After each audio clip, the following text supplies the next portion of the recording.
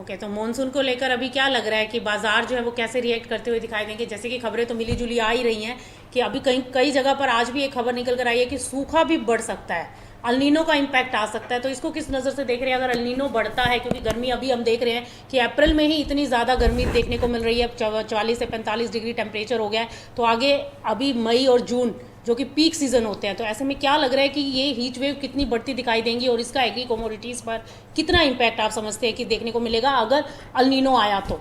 देखिए, अभी तो कुछ कहना बड़ा मुश्किल होगा क्योंकि अभी जो मौसम चल रहा है उसका कोई खास इम्पैक्ट नहीं पड़ेगा। बट हाँ, मई के बाद जो प्री मॉनसून शॉवर्स होंगी वो कैसे आती हैं, उसका क्या स्टेटस है, वो डिले होके आती हैं, टोटल उसी पर डिपेंड करेगा। अभी मार्केट बिल्कुल एकदम म्यूट कंडीशन में है।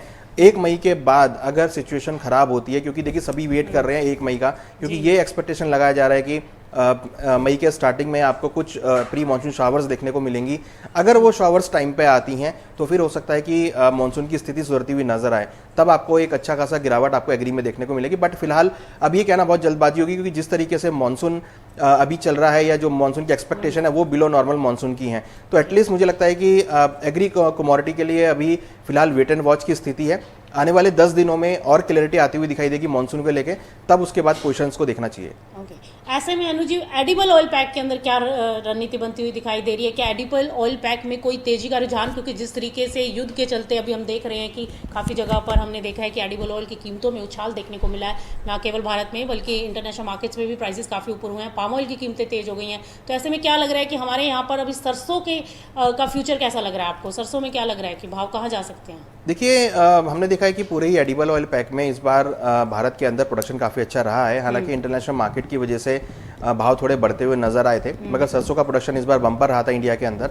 हमें लगता है कि अब क्योंकि सीजन ऐसा है कि जहां पर आपको शायद ऑयल की डिमांड कम होती हुई नजर आए, आने वाले 2 महीने काफ़ी क्रूशियल रहेंगे।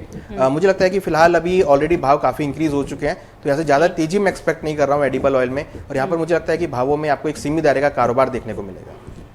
तो अनुज जी, चलते चलते एक और सवाल आपसे आखिरी, कपास को लेकर क्या रणनीति बनानी चाहिए? कपास में क्या लग रहा है आपको? कपास में क्या यहाँ से तेजी बनती हुई दिखाई देगी या फिर बाजार यहीं पर स्टेबल होते दिखाई देंगे? क्योंकि खबरें निकल कर आ रही है कि कपास में यहाँ से एक अपसाइड मोमेंटम बन सकता है, तो ऐसे में आपको क्या लगता है? देखिए, कपास में बिल्कुल तेजी यहाँ पर मोमेंटम बन सकता है क्योंकि कपास भी पूरा के तरीके से मानसून पे डिपेंड होगा। और अगर मानसून ठीक नहीं आता है और बिलो नॉर्मल रहता है तो कहीं ना कहीं फिर कपास को सपोर्ट आता हुआ दिखाई देगा। तो हमारा भी मानना है कि आने वाले 2-3 महीनों में आपको कपास में तेजी का रुख देखने को मिल सकता है। तो अनुज जी, कौन सी ट्रेडिंग पिक रहनी चाहिए इन्वेस्टर्स के लिए? किस पर नज़र बना के रखें कि जो इनको अगले हफ्ते तक मुनाफा देती हुई दिखाई दे? क्योंकि इस हफ्ते तो आपने कहा कि अभी थोड़ा सा वेट एंड वॉच करना चाहिए, और ऐसे में किस कमोडिटी के ऊपर नज़र बना के रखनी चाहिए कि जो आपको कोई स्ट्रेटेजी बनती हुई जिसमें दिखाई दे? देखिए, हमें लगता है कि जीरा में कुछ प्रॉफिट बुकिंग और आ सकती है क्योंकि काफ़ी बड़ा गिरावट वहाँ पर आई है। तो जीरा में अगर कोई भी बाउंस बैक आता है 21,500 के आसपास तक, तो वहाँ पर बिकवाली का ट्रेड बना सकता है।